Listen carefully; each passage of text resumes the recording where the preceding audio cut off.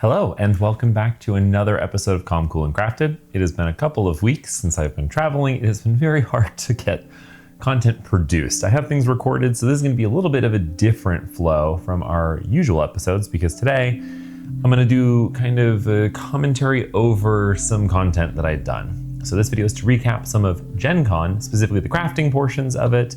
I'll probably talk about the board game ones in another video because I did some crafts while I was in Virginia with a friend of mine and one of his friends. So I'll want to kind of cover that because I got to do a little bit of recording. So let's just jump in and talk about the projects that I did. I'm going to do my best to remember them in order, but who knows? We'll just put the clips in order that I mentioned them anyway. So overall, Gencon, fabulous time. Love going to Gencon. I think it is one of the better conventions that I've been to, aside from just some of the logistics are difficult. But my first class that I took was on barrel weave chainmail. So I'm going to show our side camera. And so I made a silver and gold bracelet for myself. Really love how this turned out. I think it's such a simple and easy to jump into type of chainmail project. I'd never done chainmail before. So this was like a really nice introduction to the process. I mean, I'm used to doing some stuff with, jump rings, because that's really what we're working with here, from jewelry making, but it was just nice to get to sit down, work on a project that felt very accomplishable, because some of the other ones, not so much. Still very fun, but one in particular stands out in that regard. A lot of other people were picking a variety of colors. I think if I were doing this again, I probably would reapproach it maybe with more of a rainbow kind of coloring, just to have something more fun and interesting. There, I think, was one pack of that, and I was not near the front of the line to get choices, and Gen Con's a very queer convention. It's a great time to get to socialize with just a lot of people over several days. So I think this was a good intro to chainmail. I will say overall from my experience with doing the chainmail projects that I don't think it's going to be something that I continue as a primary craft of mine. I don't mind if I made something on the side, got to do kind of I get to dip my toes in or something along that line. But I don't know that there's a lot of use for it in the set of things that I do. So I think it'll be more of a one-off rare project kind of activity. But it was fun to get to work with this, a little bit of a struggle at times, just because, I don't know if you remember from my jewelry making video, you're gonna drop a lot of jump rings, and boy howdy, they gave that disclosure at the top, everyone's gonna have them fly out. There were so many jump rings on the ground by the end of this class, but we all finished them in this class, and I think this was an hour and a half to 2 hours, so not a gigantic amount of time to jump in and learn a new craft, but enough to feel I was able to get enough of a grip to get through it, which was great. So that was our first class. Again, through some of this, it's going to be footage from when I was in that class. I recorded a lot, but let's be real, the angle's a little bit tough to work with because I'm in a class with other people. I'm not trying to set up a whole tripod and other things, so most of the footage is set up with my phone, leaning against my water bottle. So you're gonna get what you get. So I'm gonna kind of move through this maybe at a slightly more brisk pace than I otherwise would have with these crafting videos.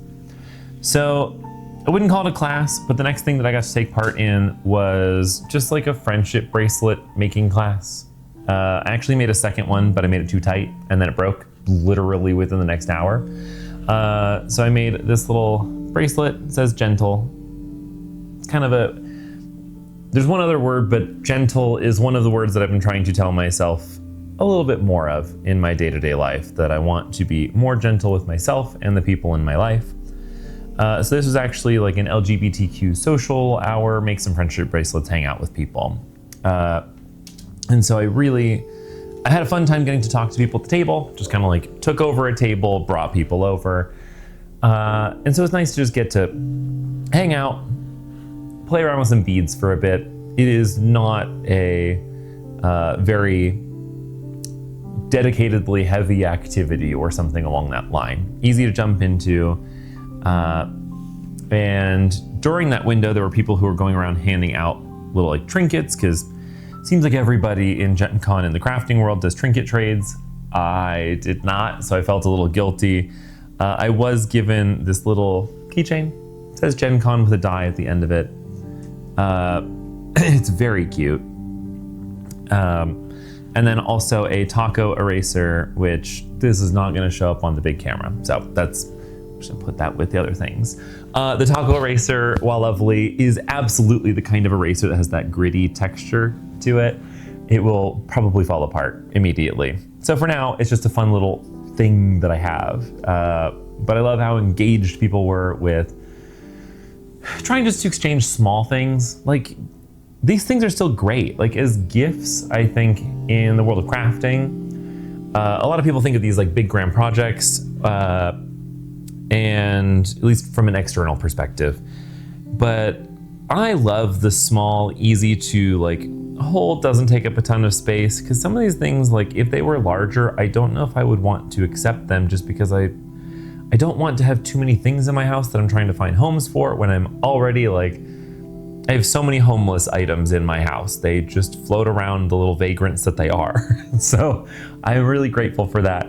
I don't remember if I actually had recordings of this specific one, so we may throw other things in this in particular, because again, this was a social hour. It wasn't really the intent of that window to be working on a craft yourself.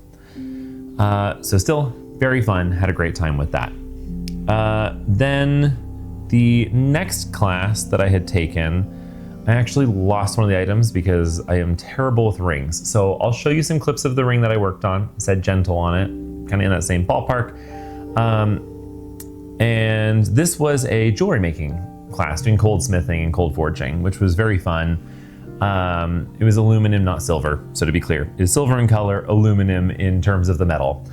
Learning how to like work with and, you know, smack around metal for a bit. So I got to make this very cute bracelet cuff. I have some B-roll footage that'll show it better, but it says mindfulness. Put some rainbows in the middle. It is already, because I'm a sweaty person, begun to tarnish a little bit, which is expected. This is brass, so it is going to tarnish. A-okay with that. I like the antiquing look of brass more than the shiny. So it is on its way. Really like how this turned out. I also ended up making a gift for my DM. So it is a dog tag. I made it so that it looked like it had been like scraped up and beat up. Put a little dragon on the back because we are nearing the end of our campaign. I don't think he's gonna watch this video. If he does, well, you have a little spoiler of something that's coming your way. I'm really happy with how the bracelet turned out. I think it's really cute. One of the things that we were using in that class, for one, the noises so loud in that class, because you have a group, it was like 20 to 30 of us working on these little anvils, like on the table. And everyone is just banging metal for a good hour and a half or so. I will briefly shut up so you can just hear the sound of this class, because while it was a very fun craft, if you are a person who the repeated loud noises becomes a lot, it would be a more challenging class. She did have earplugs for people who it would be overstimulating, because it absolutely can be overstimulating, but it is very loud.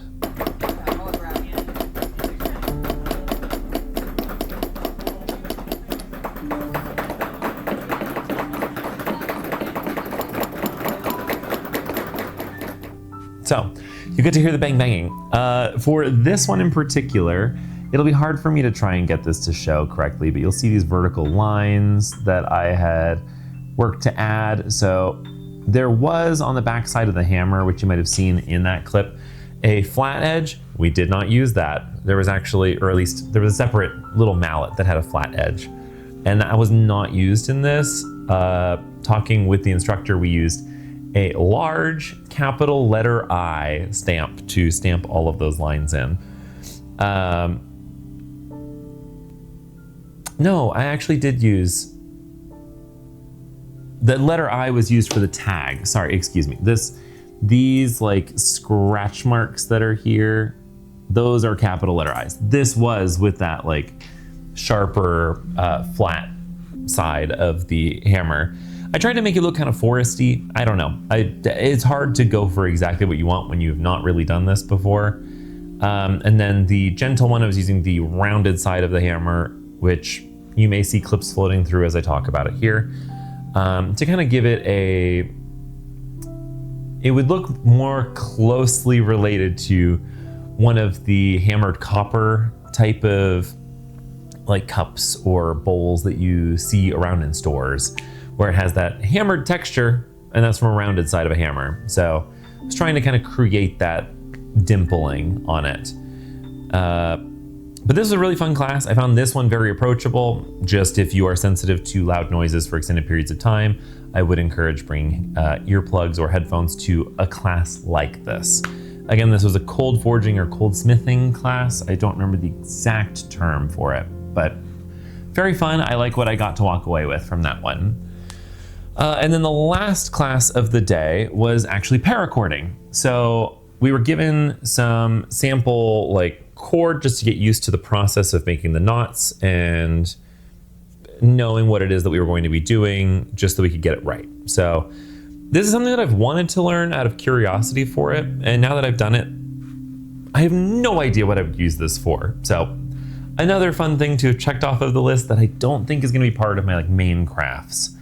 So this was our sample one, very neon in terms of the coloring. I love it feels very retro in the color palette that was handed to me. It's like big ups, teacher. So this was our like sample practice one. When it came time to actually do the paracording, there were a couple different steps that were a bit challenging. For a lot of these classes, we were given web instructions. Like it's gonna be impossible for someone to teach 20 to 30 people at the same time at the pace that everyone wants to go. So it's very much like here we've handed you the instructions, but also like here I'm going to show everyone the first 2 or 3 steps to get you going, and I'm going to troubleshoot as I go, but if you can go past that, go off sis type of thing. So this was our test just so that I could like learn what I was doing. Great. I then chose colors to make a bracelet, which says DM on it. I mean, it fits me, so that counts for something, but not well. It's very tight on my wrist. So let's see if I can even get it on here. But I picked this blue and white color. I want it to kind of be icy to go with the dice that I'd selected. It looks kind of like an alien bracelet. I don't know. I feel like I should be casting some sort of electrical rays out of this. But it says DM in the middle, so this may also just get thrown into the bin to give to my DM as a gift, more something he can put to the side. I mean, I DM a campaign as well, but I don't know when I'm gonna wear or use this in particular. Like, it's cool, and so we got to learn a variety of stitches during this process. Obviously, when we're attaching it, we are attaching from the buckle side. You can see everything looks so round over there. You are creating your like knots here. Then you have to thread during all that. You're threading on your die. Then for the words, we're actually creating 2 separate bands here. And so there'll be some footage as well to go along with this. And then we kind of repeat that same process to exit out and then tie on our clip. I did my best as far as I could to try and center it. It is not perfect, but I think it does a decent job at looking kind of what I was shooting for. This is the end of the night. I was definitely tired because I had an early morning, well, a late night, early morning, and then this is the end of the first day of Gencon. So things felt a bit hectic as we were approaching this craft. So fun time, definitely was. I've done a lot of knots with like friendship bracelets and other things. This was very much a different process than that.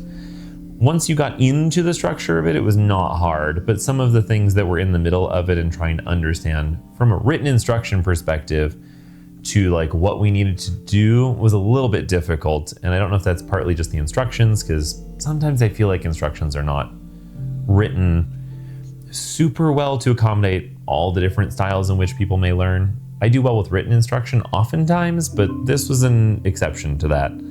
It was tough to assess what they meant by certain, like what needed to go over or under what to create that structure. So that was one I definitely would recommend based off of the class doing in person just to have troubleshooting, because it did not come out correctly initially and I did have to redo portions of it to get it to actually be what was intended. Still very fun, enjoyed it a lot. For people who like paracord, I'm like, I get it. It works up very fast. It's very satisfying to see. So that kind of ended day one. It was a busy day one. Day two had less on the plate. Really, to start the day, we started with a punishment for my hands. So I started a class for a chainmail dice bag. This one's also going to be a gift for the DM. I was like, a lot of these are just going to be gifts. Though this one's really cool. It does make me a little sad to part with it because it did take a bit of time. But this is a, 16? I think it's a 16 gauge stainless steel that was used to make this. The instructor showed how he even makes the coils for this because he buys long strips of it. This stuff is heavy. The class was only, I think, 2 hours. I think I was maybe one of the probably like 4 or 5 people who got furthest in the class with the time that we had. And I still had to put in another hour or 2 to get this done, but holds the stuff all right. I switched out the cord that came with it because it's a little bit narrower, and went with, like, I have a black satin cord here that I have for another project that we're going to get to at some point. But the weight of it is fantastic. Oh my God, if you have any degree of like arthritis or things, I'm not saying don't do this type of chainmail, but you're going to want to spend more to get really good pliers. Good pliers make such a difference. When I wasn't able to finish this, I think there's probably a clip of me working on it in the crafting room, because there is a craft room at Gencon, which love that, by the way. The pliers that I had were not good. I think in the footage you can see they look like they're electrical pliers. They're not nice. My hands hurt so badly. The class itself, the hands hurt like specifically on kind of the pad of the thumb for each hand, because you're having to hold and bend.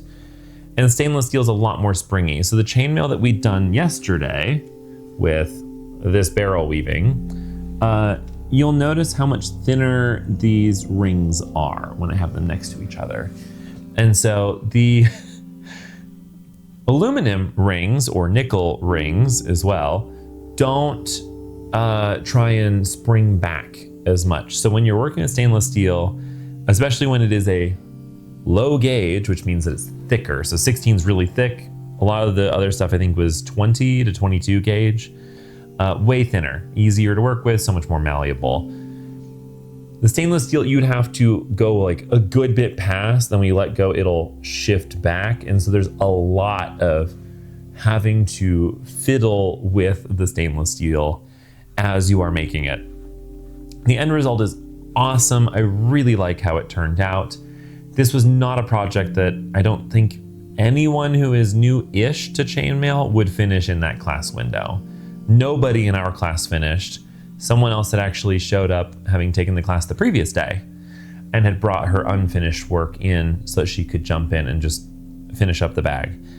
I did not finish it during the trip. So I spent time in this class and I spent time in the crafting room, and then I had one more class of chainmail where I did end up putting in time, but I still had to bring an unfinished project home, which I was trying to avoid. I didn't want to bring incomplete things home that I felt like I had to wrap up. I don't know if I have any clips of me wrapping this up. I may, and if I do, I'll be including them here. But like, it's really heavy, and that is So great. I think it's perfect for metal dice. So if you have a metal dice set, throwing them in here, exquisite. That's such a perfect complement to this vibe in particular. Really love the end result. It took, I think in total, close to 4 to 5 hours to finish this project. So not gigantic, not nothing. It did require instruction. The instructions that were there, it was still very difficult to grasp, creating not just the first set, because you're doing 4-in-1s, which is a very common chainmail term where one ring has 4 rings on it, and you're creating sets to build off of that. But you're building a flat row, and then you have to reduce, and then you bring it down to 1, which is what creates the bottom of this bag. As you'll see that there is 1 singular ring. Let me open it up, and that might be easier to see if I put my hand in it. So there's 1 ring at the middle of all this right here. And you do not start with that ring. You are starting by building the 2 rows outside of it. So like skip the 1 row out of it because there's 8 rings connected into that one. And you go out by 2, like the next row and that following one. So I guess technically if we count the center ring as row 1, row 2 is our reduce. You have row 3s, 4, and 5 are what you start working with. So the process of reducing, getting everything to sit correctly, and then build off of the sides definitely took the lion's share of the time in this class. It was only 2 hours again, so not a ton of time to be able to get through that. I love the end product. It's probably the only thing I could see myself making another of, but I would only do so if I had, specifically, good pliers. So that's that.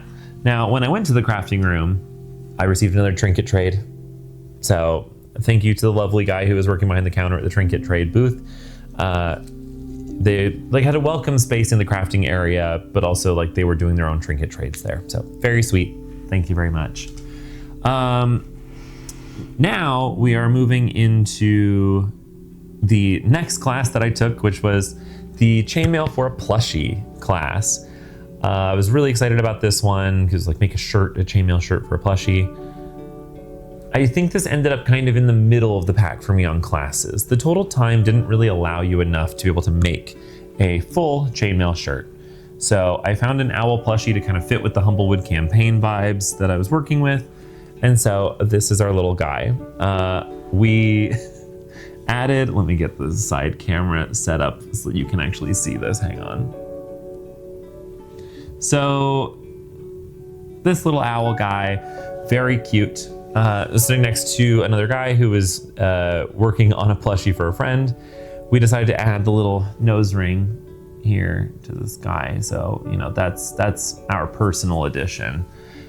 This was as far as I could get in about 2 hours of work. It was a fun time, but definitely wish I had more time to actually make something more substantial, like a little vest for him as opposed to really a necklace with some dangly spikes. I think it's very cute, and I think he looks so dapper and so handsome, but this is as far as I could get. And I don't think I'm going to come back and add anything more to it in particular. The person ended up bringing in a bunch of stuffed animals himself for people to choose. I ended up finding this one on the floor because I kind of had a specific vision in mind. But he had more than enough.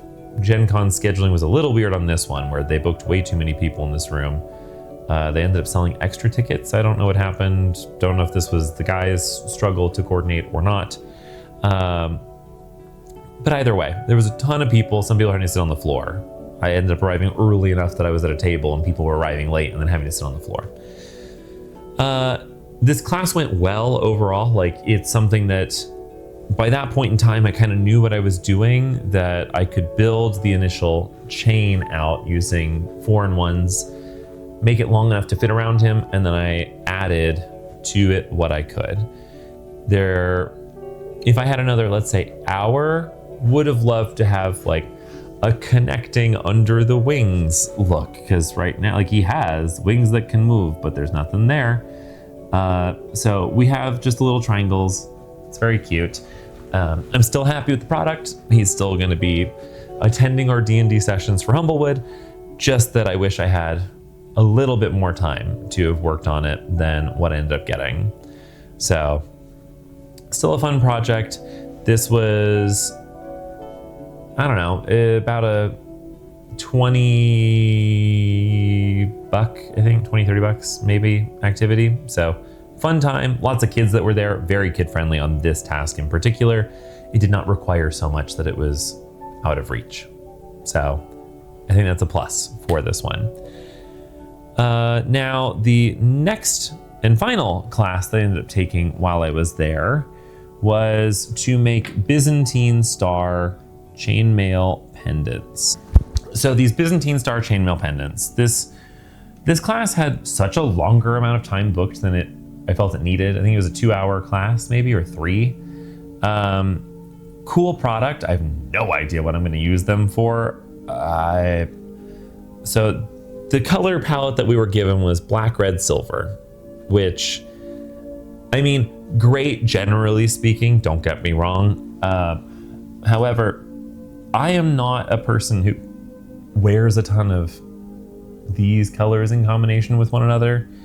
So they're cool to have. I think it was a fun class. It was difficult in a different way from the other chainmail that we've been doing. So this one required stacking a lot of rings into the same location. So you're having to take one ring that has 2 on it, and then you're making 2 by 2, where they have like 2 rings on 2. So it's like bam, bam, 2 links together. Then you're stacking those onto a central ring, adding another central ring. So you're having to like tightly fit 2 rings in there to keep tension outwards on it. Then you're having to split the jump rings to then add rings in between them to help put more tension on them.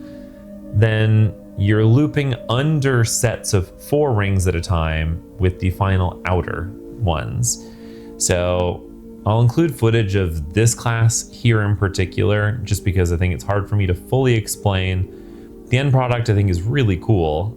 I don't know what to do with them. So if people want them, I mean, I can consider sending them out. Maybe this is just like a good opportunity for me to engage with the community of you all watching, if it's something that you think that you would like. Or maybe when I see some friends here soon, I can hand these off. I don't know. So cool product. I finished up this class pretty quickly compared to some of the other students. I made 2 sets. I had extra stuff sitting around. I still even have some in like the bag. This is the bag that we received for our projects. It was enough for 3 total sets, which if you wanted to do that, awesome. Like, I think that's a really nice amount to be able to make.